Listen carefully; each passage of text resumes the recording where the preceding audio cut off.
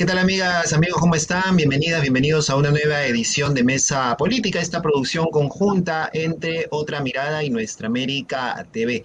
En esta oportunidad vamos a conversar sobre lo que ha venido ocurriendo en estas últimas semanas. Una situación de crisis colectiva que ha venido dándose en diversas instancias del país y que han tenido como punto final, digamos, de esta crisis el indulto a Alberto Fujimori, una situación que sigue dando que hablar y que se suma a lo que ha venido ocurriendo en la Fiscalía, lo que pasa en el Congreso de la República y las investigaciones que hay alrededor de ello. Entonces, la pregunta que nos planteamos hoy, se pueden hablar de diversas formas de crítica, de crisis fiscal, de crisis política, crisis económica, crisis institucional. Sin embargo, parece no haber claridad sobre frente a qué tipo de crisis estamos. Y eso es lo que vamos a tratar hoy día de entender en esta conversación que vamos a tener con nuestros invitados. Ellos son integrantes del directorio de Otra Mirada, quienes desde ya le damos la más cordial bienvenida. Estamos con Cecilia Israel, con Nicolás Lynch y con Alberto Adriansen, quienes ya aparecen en toma y les damos la más cordial bienvenida. Iniciamos entonces esta ronda planteando esta primera pregunta. ¿De qué tipo de crisis estamos hablando? Empezamos esta ronda, esta conversación con Alberto Adriansen. Beto, ¿qué tal? ¿Cómo estás? ¿De qué tipo de crisis estamos hablando frente a lo que estamos viviendo? Buenas, ¿cómo estás, Paco? Un saludo a Cecilia y a Nicolás. Eh, yo creo que estamos hablando de una crisis orgánica, ¿no? Casi en el sentido gramsciano, para que se nos pueda entender un poco más, y que se basa en dos cosas fundamentales. Los de arriba no pueden, los de abajo tampoco pueden gobernar. Y la salida, o sea, la construcción de una nueva hegemonía política, cultural, económica, social, como tú mismo mencionas, hay diversas crisis, es una solución a mediano y largo plazo.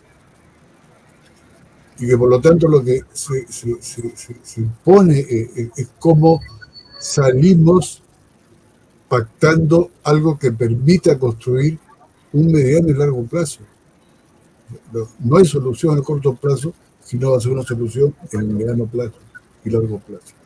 Entonces, es una crisis que obliga a un cambio, una mudanza, tanto del Estado como de la sociedad, y en particular del Estado.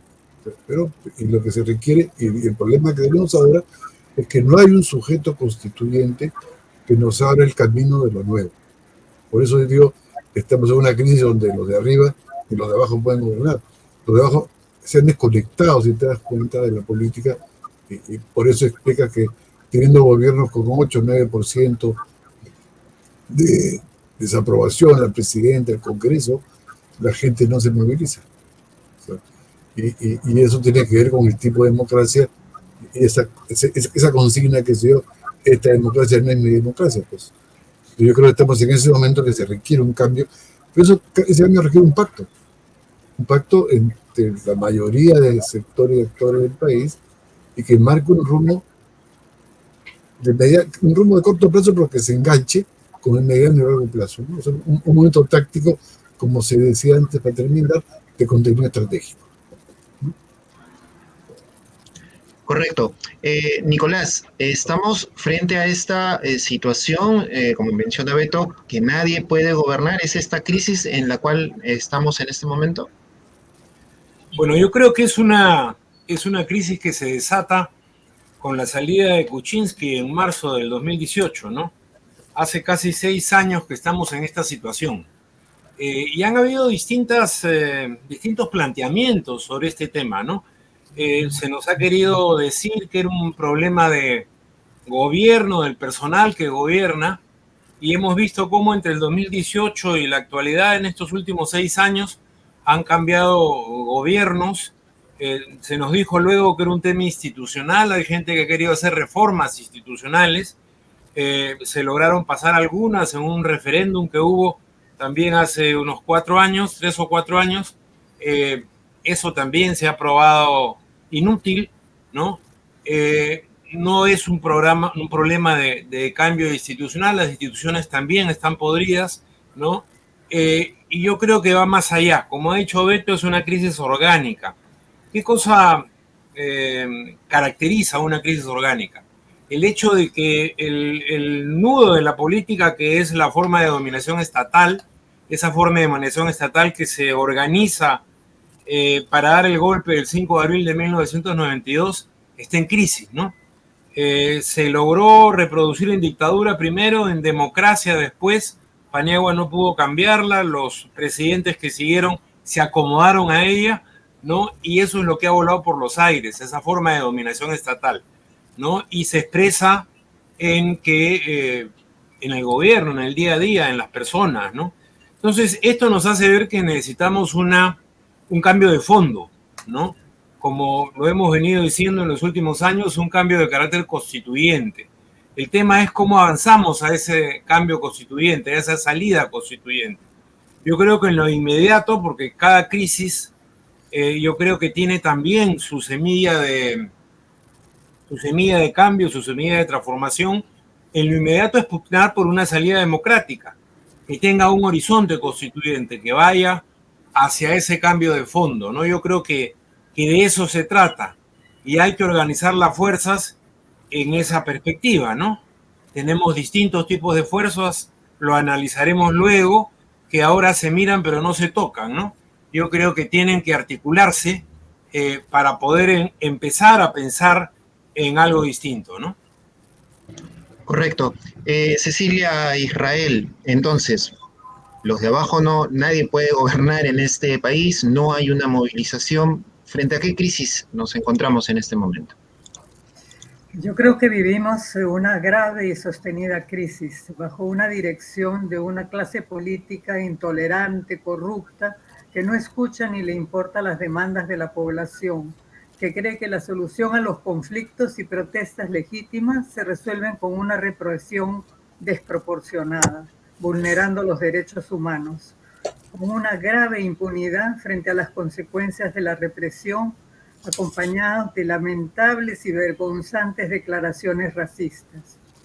Yo creo que vivimos un desgobierno con un Congreso como un ejecutivo y un poder judicial totalmente desacreditados, cuyas acciones han resultado en graves retrocesos a las pocas reformas que se habían conseguido y que nos han mostrado descaradamente los intereses personales y corruptos de los políticos en el gobierno. Yo creo que estamos en una encrucijada sumamente difícil y sobre todo hoy día ya vemos lo que están cocinándose en el Congreso, ¿no? Sin duda alguna, toda esta situación de lo que está pasando en el Congreso, lo que ocurre desde el Ejecutivo, hay como que una sensación de que están pasando simplemente, de que están arrollando y no hay un movimiento ciudadano fuerte en este momento, por lo menos en Lima. En regiones hay algo, pero por lo menos en Lima no hay esta fuerza. Nicolás, permíteme volver contigo. ¿Existe un sistema de movilización? ¿Por qué la ciudadanía no se está movilizando como en otros años? Se habla y se menciona que es la fuerza del antifujimorismo que ha disminuido a partir de la elección de Pedro Castillo. ¿Es tan así? Mira, partamos de lo que vemos frente a nuestros ojos, ¿no? Frente a nuestros ojos vemos una crisis, lo que se ha llamado comúnmente una crisis en las alturas, ¿no? O sea, no hay posibilidad ni siquiera de articulación institucional, ¿no?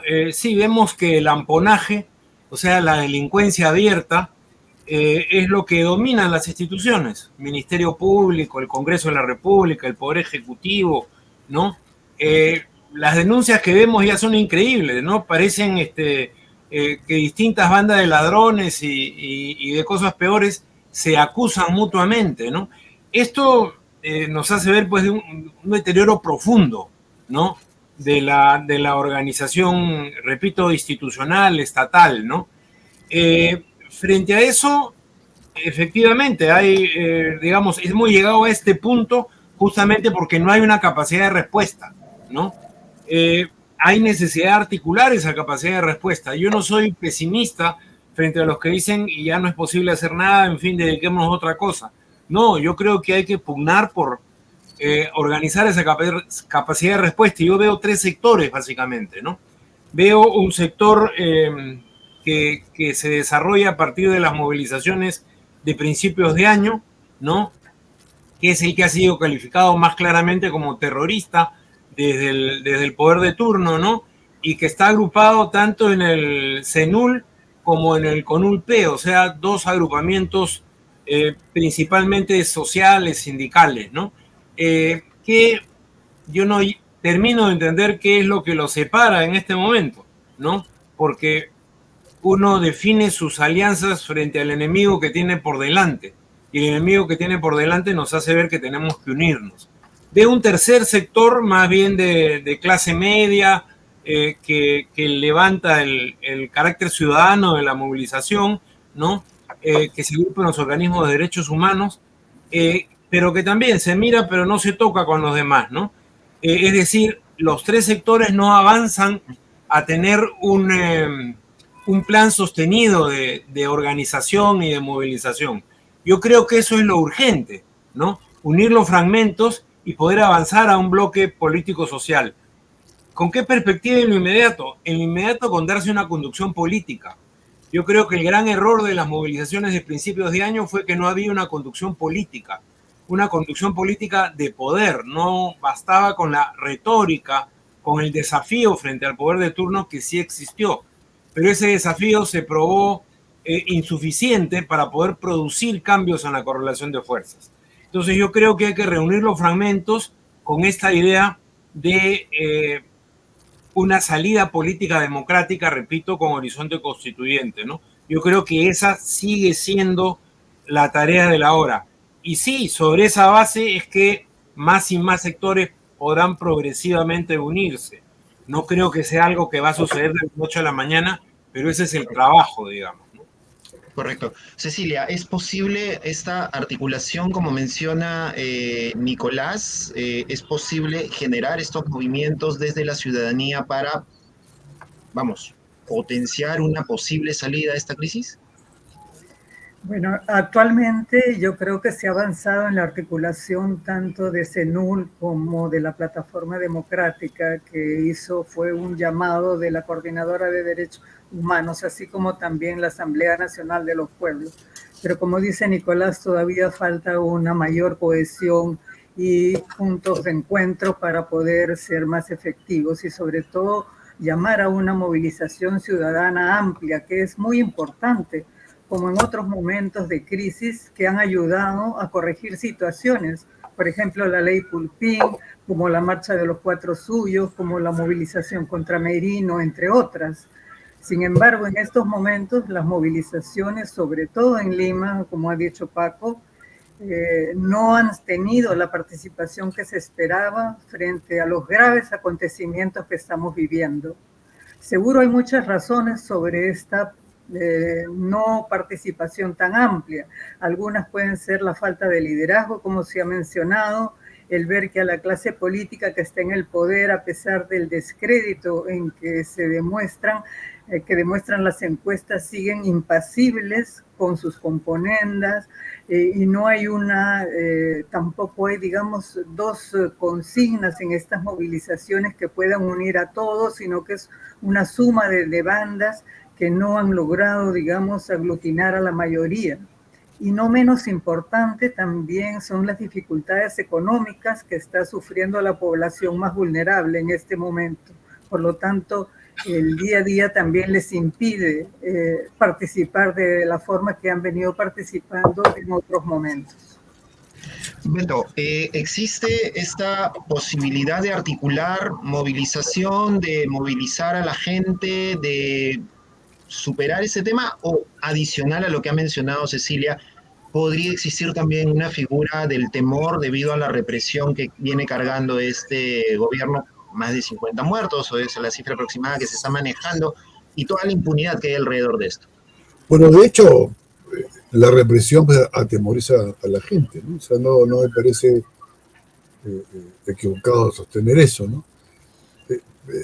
Y también es obvio desde el punto de vista que la derecha busca, en las clases dominantes, buscan impunidad. Para mí el problema, si me permites, Paco, es poco, fíjate, como bien dijo Nicolás, hay una crisis estatal, ¿eh? ¿Qué cosa implica? O sea, el Estado cumple 2 funciones básicas. garantizar la reproducción económica capitalista y garantizar la reproducción de la sociedad. Y la reproducción de la economía capitalista hoy día es muy costosa por el modelo neoliberal y pierde crecientemente legitimidad. Y la reproducción de la sociedad lo vemos, en mi opinión, en lo que es ahora lo más visible, ¿no es cierto? El tema de la delincuencia, el ocupamiento territorial por las bandas delincuenciales, donde el Estado pierde capacidad de imponer la ley. Entonces, estamos frente a la posibilidad de un Estado fallido. Por eso, desde el punto de vista, el problema es cómo hacemos un pacto. Fíjese lo que voy a decir, estoy casi parafraseando a Marx, ¿no es cierto? Cómo hacer un pacto de los primeros que no pasen de la emancipación política a la social, es decir, de la democracia, por ponerlo en términos generales, al socialismo, y que los otros tampoco reproduzcan el pasado. Y justamente lo que hoy día busca la derecha es un proceso de restauración.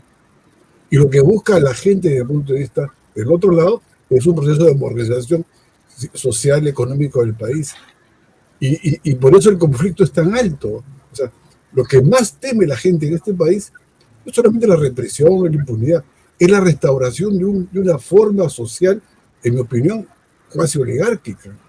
Es el odio, como decía Tocqueville, al antiguo régimen, ¿no es cierto? Yo creo que estamos en ese momento donde se requiere, desde el punto de vista, pactar.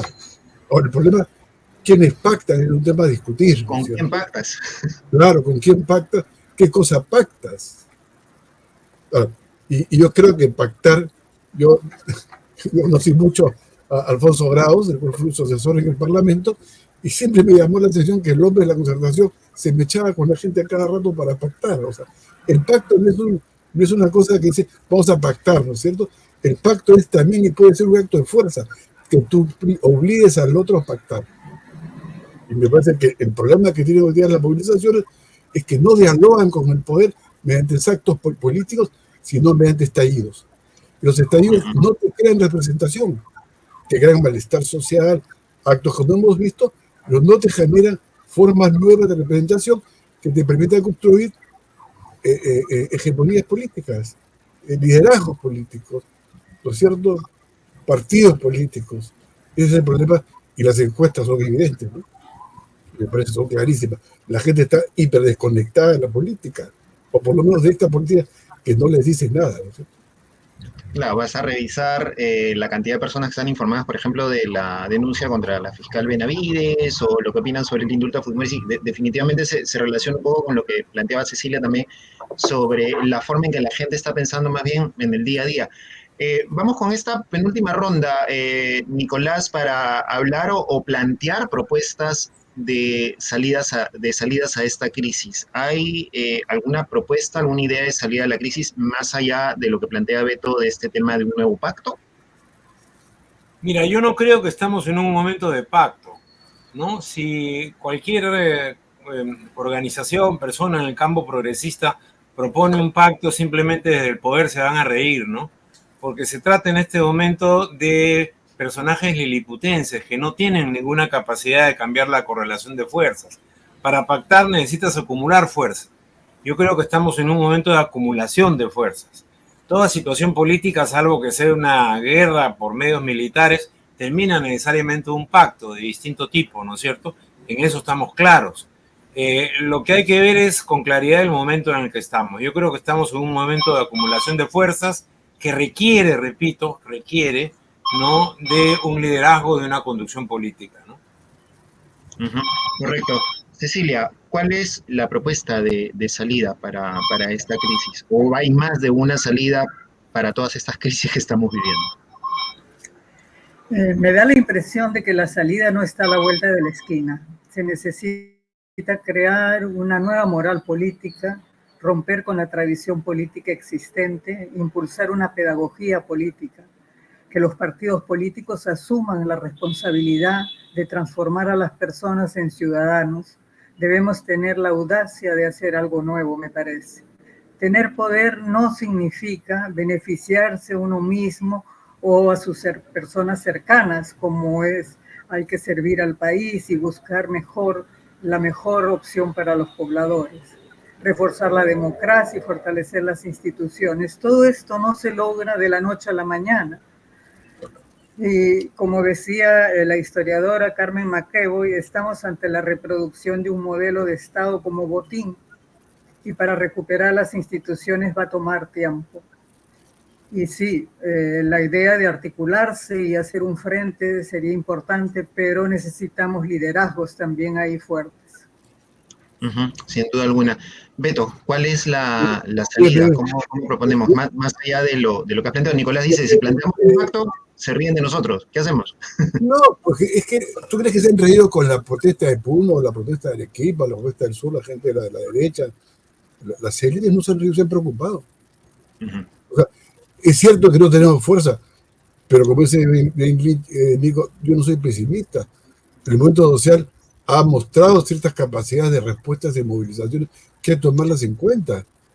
Y que por lo tanto, el problema, a veces pienso, son los que hacen política que no entienden lo que cree la gente, que es distinto a estar débiles.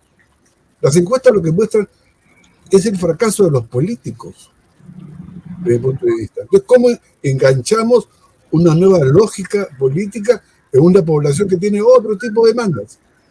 Por ejemplo, estamos, en mi opinión, no es que esté a favor. Todos los medios de comunicación, ¿cuáles son las caras? La JMJ. Tú preguntas a la gente cosas de la JMJ y te dicen que no conocen. Pero además en su mentalidad la justicia es corrupta por principio. ¿Cómo propones nuevas cosas que te permitan, como bien dice Nicolás, un nuevo tipo de acumulación de fuerzas? Porque el conflicto tiene que ver con algo que es central, como dije, ¿no? Tiene que ver con las reproducciones del Estado y de la sociedad.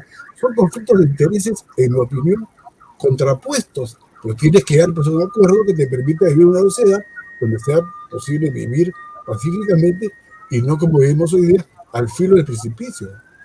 Entonces, y como digo, un pacto es también, puede ser, y debe ser en este caso, un acto de fuerza, imponerle al otro un pacto para justamente avanzar en una democracia mucho más fuerte, institucionalizada, y no en lo que estamos ahora, que es una especie de opereta de democracia, ¿no es cierto? Una especie de como diría Zimmer, este sociólogo famoso, es un adorno que esconde el secreto, que aquí, como dice la gente, no hay democracia.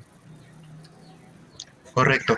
Vamos con esta ronda final ya un poco para no hacer papel de brujos, porque creo que ninguno de los que está acá tiene poderes para ver el futuro, pero sí para pensar qué puede ocurrir a partir del próximo año, si es que no ocurre nada muy grave o fuerte en estas fiestas que parece ya ser una insana costumbre en el país. Pero, ¿cómo se proyecta esta coalición de Boluarte, Congreso, y bueno, lo que queda en la Fiscalía? Empezamos contigo, Nicolás, perdón. Mira, yo creo que la situación es de alto peligro, ¿no? Porque tenemos a un gobierno débil, con un arreglo entre estas fuerzas de derecha y de extrema derecha precario. Vemos cómo este arreglo día a día tiembla, digamos, hace agua, ¿no? Y frente a esa debilidad tenemos una debilidad del movimiento social, del movimiento popular, una carencia de conducción política. Entonces, este enfrentamiento de dos debilidades y una agudización de la crisis, por el lado de la crisis en las alturas, pero que proyecta pues un país caótico, ¿no es cierto? Digamos, suben las posibilidades de un zarpazo autoritario, ¿no? Que es lo que yo creo que hay que prestarle especial atención, ¿no? Porque eso podría significar, en fin, una regresión en términos globales en el país, política también, económica, social, de 30 o 40 años, ¿no? Y a mí me parece que eso sería catastrófico para el Perú, ¿no? Y para el conjunto de fuerzas políticas, incluida la derecha, ¿no? Me parece que por eso hay que levantar con fuerza la bandera de la salida democrática. Me parece que hay que levantar con fuerza las banderas de unidad entre los diversos actores sociales y políticos, lo que ha dicho Cecilia, ¿no? O sea, el camino hacia un bloque social y político que pueda promover una movilización mayor en el país, ¿no? Porque los cambios de fondo no los vamos a lograr porque una facción buena dentro del Ministerio Público o del Congreso de la República se imponga a una facción mala o súper mala, como vemos en estos días, ¿no? Yo creo que esos enfrentamientos, esa imagen que dan, esa crisis en las alturas, por supuesto que abona a la imagen de crisis general, y eso, si hay conducción política, puede favorecer a un movimiento popular. Pero no creo que es por el lado de la crisis en las alturas donde viene la salida democrática, ¿no? Por eso me parece que hay que unir fuerzas sociales, sindicales, populares, de los grupos de derechos humanos, los partidos de izquierda que logran reorganizarse en esta coyuntura. Vemos que hay varios que están a punto de inscribirse, eso es bueno. Yo creo que hay que organizar un bloque, ¿no?, para poder continuar en este proceso de acumulación de fuerzas, ¿no? No estamos partiendo de cero, ¿no? No existe la fortaleza que quisiéramos, pero no estamos partiendo de cero, ¿no? Y me parece que hay un horizonte para avanzar, ¿no? Correcto. Cecilia, ¿cómo pasamos para el próximo año? ¿Qué planteamos para esta posible salida o lo que pueda ocurrir más adelante en el país?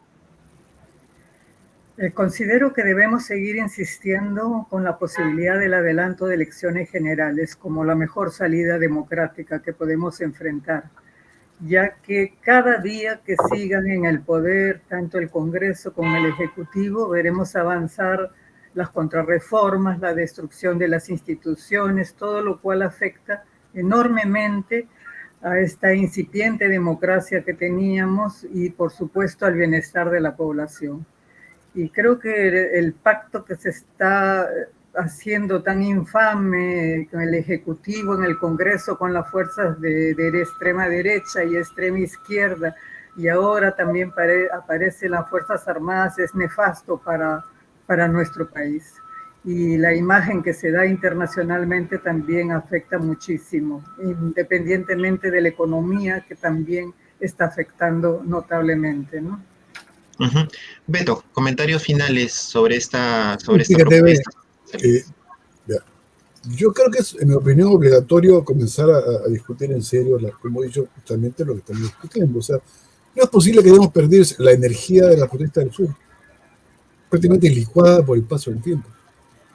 Desde el punto de vista, yo creo que lo que hay que hacer desde el punto de vista es una especie de otro tipo, de levantar otro tipo de demandas más cercanas a la población.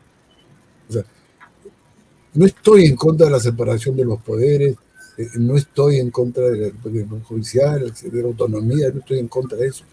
Pero en mi concepto hay otros temas más urgentes que la población demanda y que son la causa del malestar último de la sociedad peruana. Lo que está pasando con la delincuencia no es moco de pavo, ¿no es cierto? Con la recesión y lo que está pasando con el empleo que cada día se desploma más, con el crecimiento del hambre, en fin, todo. Temas que tienen que ver con la vida cotidiana de las personas, en primer lugar. Y en segundo lugar, yo creo que hay que comenzar a hablar de restauración. O sea, acá no hay una incipiente democracia, acá hay una democracia que ha fracasado. Y que por lo tanto hay que transformarla y cambiarla. Necesitamos una nueva democracia, para ponerlo en términos en abstracto, digamos, ¿no? Porque finalmente, si tú me dijeras el año 5, teníamos una incipiente democracia, ¿no es cierto? Pero han pasado casi 25, 24 años de que se cayó Fujimori. Yo diría Fujimori es esta metáfora de la restauración, ¿cierto? De la restauración. O sea, no es tanto de lo que ya se habla de esta especie digamos, de copamientos, es también eso. Pero Fujimori es la gran metáfora de un poder que se quiere restaurar frente a la pérdida de las elecciones el año pasado con Castillo. El año pasado. Uh-huh. Correcto, y por lo tanto, eso hay que discutirlo. Uh-huh. Y necesitamos, en mi opinión, coaliciones que vayan más allá de la gente de izquierda, que sea capaz de plantearse, en mi opinión, una reforma radical, subrayo en ese sentido, democrática, por supuesto, tanto del Estado como de la sociedad. Porque si seguimos con el rollo de que la justicia y qué sé yo, en mi opinión, la gente va a seguir pensando en otras cosas, ¿no? estamos obligados también a repensar la política en esta Perfecto. crisis. Muy bien, Beto, muchísimas gracias. Gracias a nuestros invitados, a Cecilia Israel, a Nicolás Lynch, Alberto Adriancén, gracias por estar aquí con nosotros y comentar estos temas que sin duda alguna son de vital importancia. Muchísimas gracias a los tres. Gracias Muy por amables. Chao, buenas, adiós. Cecilia, chao Beto. Chao, Nicolás. Chao, Muy adiós. amables. Ya saben que pueden encontrar estas y otras entrevistas, como siempre, en la página web y en las redes sociales, tanto de Nuestra América TV como de Otra Mirada. Estaremos atentos a ver cómo va avanzando la crisis en el país, cómo se van dando algunas vías de solución, pero mientras tanto pueden escuchar y ver estas y otras entrevistas, como siempre, a través de nuestras redes sociales y nuestras páginas web. Conmigo será hasta una próxima oportunidad aquí en Mesa Política.